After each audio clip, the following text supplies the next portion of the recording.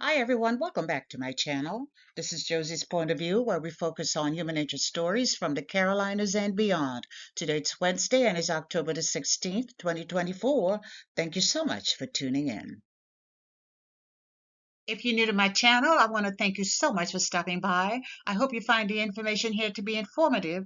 And if you're a returning viewer, by all means, thank you for coming back. I always say the tide changes so frequently on these YouTube streets. So you always have to acknowledge where your support comes from. And I want you to know I sincerely thank you for your support. Feel free to like and to share this video. And don't forget to subscribe. And our story today comes out of the Marine Corps Air Station, which is located at Cherry Point here in North Carolina. Take a look at the headline. And it reads, North Carolina Marine facing life in prison for child sex crimes. I'll provide you with a summary here, and I'll identify some of my sources for you in the description box. So this is a very disturbing story coming out of Cherry Point, and it's another reason why parents need to be monitoring the activities of their young children when those children are online. And this time we're not just talking about Joe Blow the predator. It's a 25-year-old active duty Marine who just happened to be a sexual predator in this instance, and he was facing a lifetime behind bars for child pornography and sexual exploitation of very young children. And this case was prosecuted by the U.S. Attorney's Office for the Eastern District of North Carolina, and the date of this reporting was September the 18th, 2024. So let's review how we got to this point.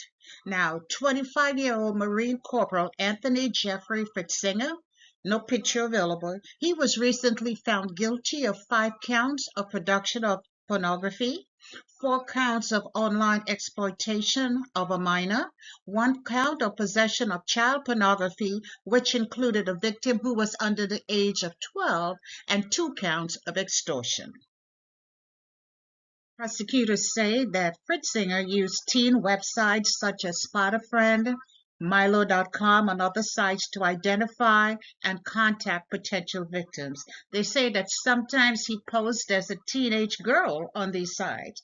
Then he would begin an online relationship with victims on sites such as Instagram and Snapchat, in which he encouraged children to send him sexually explicit images and videos. So he's accused of extorting several victims, threatening to expose their images to their friends and family if they did not send him more. And let me stop here for a moment and give a sidebar comment. This method of extorting kids in this manner, it's really a major problem. It's a serious problem because when a teen knows that the person on the other end is threatening to make those images public, it creates a destructive cycle. And I have read of many kids who ended their own lives because they were being extorted and they didn't know where to turn, and they certainly didn't want other people, especially the people close to them, like their friends and their parents, to know about it. So these victimizers really need to be stopped.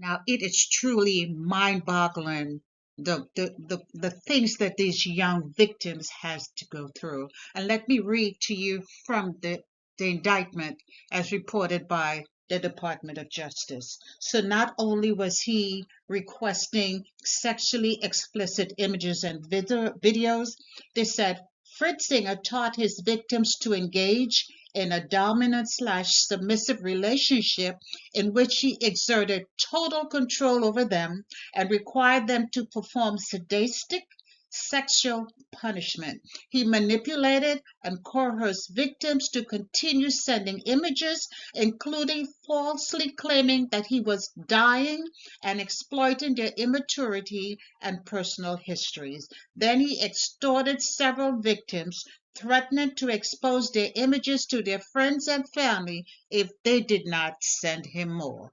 Simply unbelievable. And let's talk about the evidence for a second. According to the Department of Justice report, evidence recovered in this case from Fitzinger's cell phones, laptop, social media accounts, and Dropbox accounts, including hundreds of screenshots of apparent minors' social media profile, hundreds of sexually explicit chat message enticing minors to produce child pornography, hundreds of images and videos of the victims, and other images and videos of child pornography, including those predicting victims who were under the age of 12. Shocking.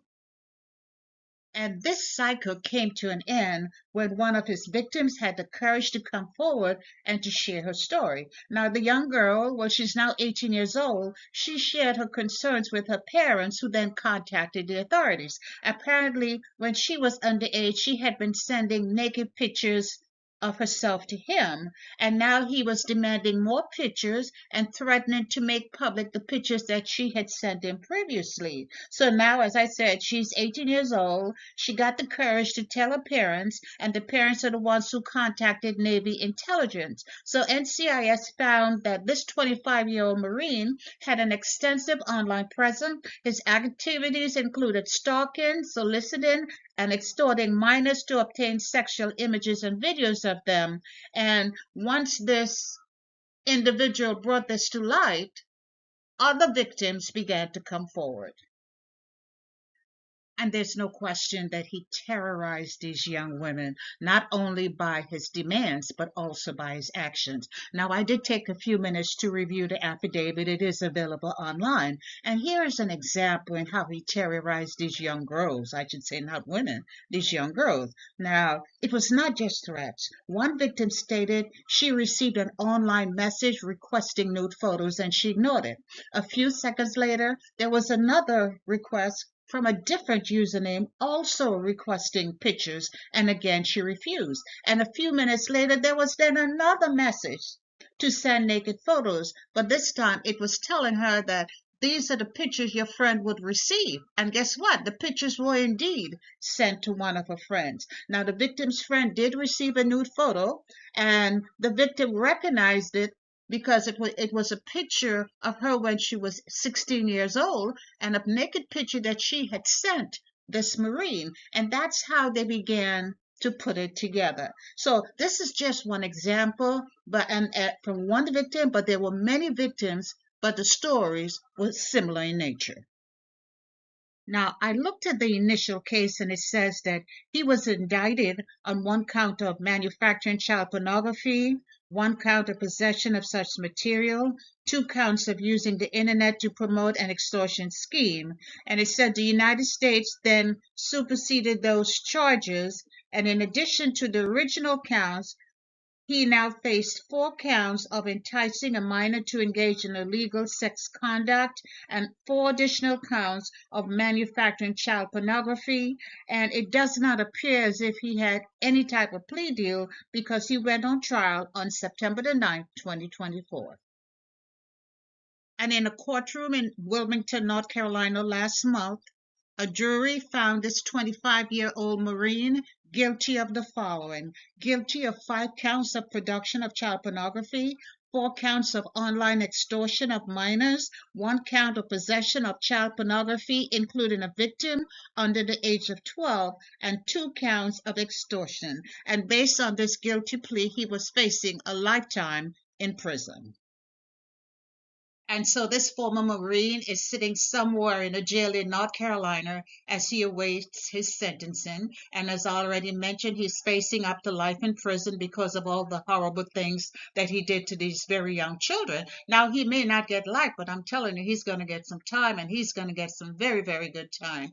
I'm sure before his sentencing, there's going to be a hearing, and there's going to be victim impact statements, and that's going to be horrible that these young children are going to have to relive that experience. But nonetheless, his day of reckoning is coming soon. I saw where on the 7th of October, his lawyer submitted a request. This is the copy of it right here. But it seems like on 7th of October, they filed a request to vacate his sentence. Good luck with that. It's not going to happen. But I'll try to stay on top of this and bring you updates when they become available. And as this case draws to a close, the Department of Justice is sending out a message to parents, warning parents to pay attention, to be aware of the online presence of your children. Now, this may be one case that's finally been solved, but there are hundreds of others out there. And not only to be aware of the online presence, but to maintain that open dialogue with your children. So, if in case something like this were to happen, they would not hesitate in bringing it immediately to your attention. And that's all I have for you right now, but feel free to leave me a comment below and let me know what you think about this video. And by all means, feel free to like it and to share it. And if you haven't done so already, I want to invite you to subscribe to my channel by clicking on that red subscribe button. It's on the bottom right-hand corner of your screen. And if you click on the bell that looks like just like this one, that's the notification bell. If you click on that notification bell, you'll be the first to know whenever a new video is uploaded. I thank you for watching, and I'll talk to you soon. Bye.